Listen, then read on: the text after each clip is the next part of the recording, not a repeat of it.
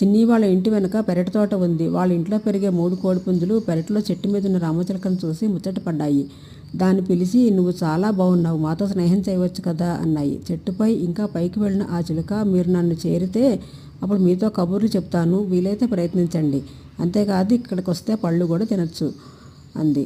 మేము అంత పైకి రాలేం కదా, నిరాశగా అన్నాయి. సాధన చేయండి, కావాలంటే వారం రోజులు సమయం తీసుకోండి, ఏం పర్వాలేదు అంది చిలుక. ఆ మాటలు విని బలహీనంగా ఉన్న మొదటి కోడిపుంజు అసలు ప్రయత్నమే చేయడమే ఎగరడం సాధన చేస్తున్న మూడో కోడిపుంజుని చూసి రెండోది నవ్వుకుంది. వారం రోజులు సాధన చేయాలేమో, నేను 2 రోజులు చేస్తే చాలు అంటూ హాయిగా తినేసి పడుకుంది. కానీ అదేమీ పట్టించుకోకుండా మూడో కోడిపుంజు దాని సాధన కొనసాగించింది. వారం రోజులు గడిచిన తర్వాత మొదటి కోడిపుంజు అసలు ప్రయత్నం చేయకుండా గట్టు మీదే ఉంది. రెండో కోడిపుంజు కేవలం గోడ ఎక్కగలిగింది. మూడో కోడిపుంజు ప్రయత్నించి చాలా సులభంగా ఎక్కగలిగింది. ఎంచక్కా దాంతో స్నేహం చేసి కమ్మని పండ్లు తింది. అప్పుడు మొదటి కోడిపుంజు, కొంచెం సాధన చేయాల్సింది, నేను కూడా ఎగరగలిగేదాన్నేమో అనుకుంది.